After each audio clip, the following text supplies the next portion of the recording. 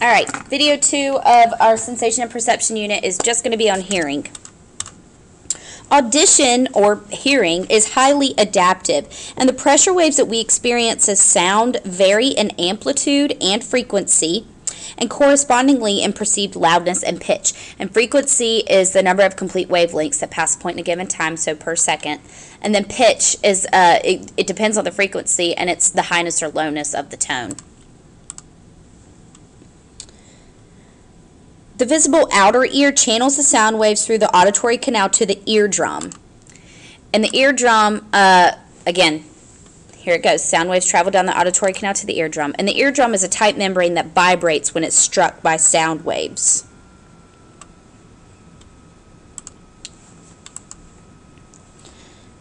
I'll go back to that real quick. I'm sorry. And please don't, I'm going to give you plenty of time to pause and look at these. So please don't be trying to write like crazy. Sound waves are transmitted via the bones of the middle ear.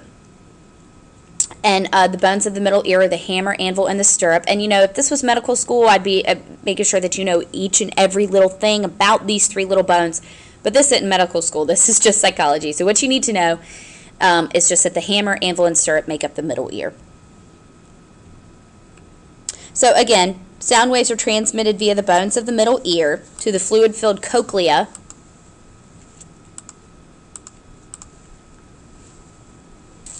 which is within the inner ear. And the vibrations cause the oval window to vibrate. And the oval window is simply where the stirrup connects to the cochlea. The cochlea is a coiled, bony, fluid-filled tube in the inner ear through which sound waves trigger nerve impulses. The cochlea is very easy to recognize. It looks like a snail. And once the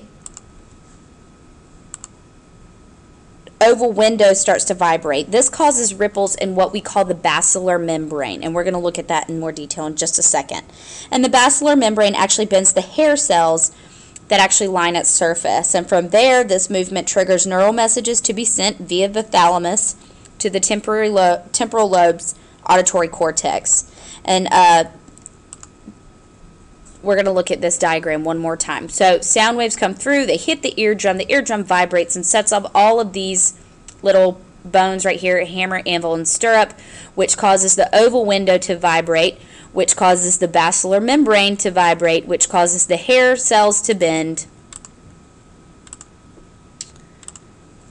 which sends a message through the auditory nerve to the thalamus. And that's how we hear. The basilar membrane is really impressive, and this is a microscopic picture of it.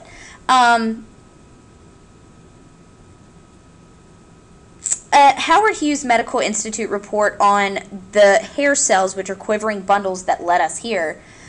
This report marvels at their extreme sensitivity and extreme speed. A cochlea has 16,000 hair cells, and that sounds like a lot until we compare it with the eye's 130 million or so photoreceptors. But consider how responsive they are. Deflect the tiny bundles of cilia on the tip of a hair cell by the width of an atom, and the alert hair cell, thanks to a special protein in its tip, triggers a neural response. Damage to the hair cells counts for most hearing loss, and they've been likened to thick carbon fibers. You walk around on these hair cells, and they're going to spring back with quick vacuuming, but if you leave a heavy piece of furniture on them for a long time, they may never rebound. So that's a good analogy for these hair cells. So as a general rule, if we cannot talk over a noise, it's potentially harmful, especially if it's prolonged and repeated. Such experiences are common when sounds exceed 100 decibels, and this happens in many venues, from a sports arena to a band concert to iPods playing at maximum volume. Ringing of the ears after exposure to loud machinery or music indicates that we have been bad to our unhappy hair cells. And as pain alerts us to possible bodily harm, ringing of the ears alerts us to possible hearing damage, and it's hearing's equivalent of bleeding. So, and I took the time to tell you that because you are a bunch of teenagers with your headphones on and in your cars listening to them too loud. So how do we detect loudness? It's not from the intensity of a hair cell's response, but rather soft pure tones activates only a few hair cells attuned to its frequency. So given louder sounds, the neighboring hair cells also respond. If a hair loses sensitivity to soft sounds, it may still respond to loud sounds, and this helps explain something else. Really loud sounds may seem loud both to people with hearing loss and those with normal hearing. A person with hearing loss is going to realize that things sound much the same to other people, but what differs between somebody with normal hearing and hearing loss is just the sensation of soft sounds. People with hearing loss like compressed sound, which means that they like harder to hear sounds being amplified more than loud sounds. And this is how today's digital hearing aids work. Again, I just told you how loud sounds work. We need sound to be compressed. So your cochlea, prolonged exposure above 85 decibels produces hearing loss. And here's 85 decibels. So if you're prolonged, or if you're around these noises for a prolonged period of time, you can have hearing loss. The place theory presumes that we hear different pitches because different sound waves trigger activity at different places along the cochlea's basilar membrane, which means that the brain can determine a sound's pitch by recognizing the place on the membrane from which it received the neural signal.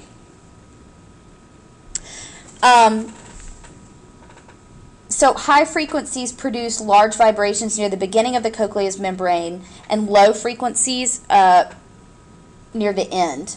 But there is a problem with place theory, and it can explain how we hear high-pitched sounds but not how we hear low-pitched sounds, because the neural signals generated by low-pitched sounds are not so neatly localized on the basilar membrane. So we have the frequency theory, and that suggests an alternative explanation, that the brain reads pitch by monitoring the frequency of neural impulses traveling up the auditory nerve. The whole basilar membrane vibrates with incoming sound waves, and this triggers neural impulses to the brain at the same rate as the sound wave. And this can help explain how we perceive low-pitched sounds. But it's also problematic. An individual neuron cannot fire faster than 1,000 times per second, so how can we sense sounds with frequency above 1,000 waves per second? And this enters the volley principle.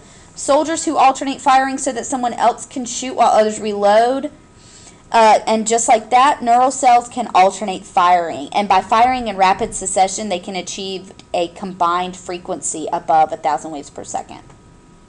So the place theory best explains how we sense high pitches, the frequency theory best explains how we sense low pitches, and some combination of place and frequency seems to handle the pitches in the intermediate range.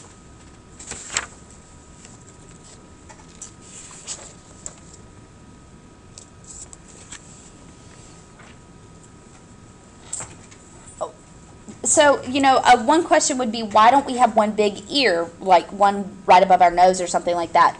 And that's because as the placement of our eyes allows us to sense visual depth, so the placement of our two ears allows us to enjoy stereophonic or three-dimensional hearing. Two ears are better than one for at least two reasons. For example, if a car to the right honks, then your right ear receives a more intense sound, and it receives sound slightly sooner than your left ear. So because sound travels 750 miles per hour and our ears are only 6 inches apart, the intensity difference and the time lag are extremely small. But our super-sensitive auditory system can detect such minute differences.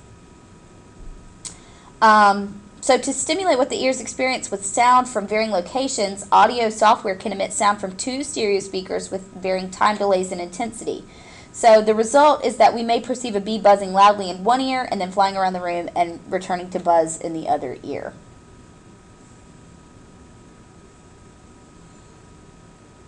So how well do you suppose we do at locating a sound that is equidistant from our two ears, such as those that come from directly ahead, behind, overhead, or beneath us? Not very well. We don't do that very well. Because such sounds strike the two ears simultaneously, sit with closed eyes while somebody snaps fingers around your head, and you will easily point to the sound when it comes from either side, but you will likely make some mistake when it comes from directly ahead, above, or below.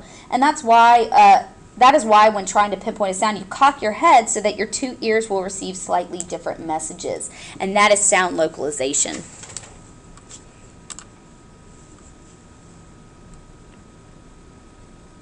Problems with the mechanical system that conducts sound waves to the cochlea cause conduction hearing loss. If the eardrum is punctured or if the tiny bones of the middle ear lose their ability to vibrate, then the ear's ability to conduct vibrations diminishes. Damage to the cochlea's hair cell receptors or their associated nerves can cause the more common sensory neural hearing loss. And once destroyed, these tissues remain dead. Disease, biological changes linked with aging, or prolonged exposure to ear-splitting noise or music may cause this sensory neural hearing loss.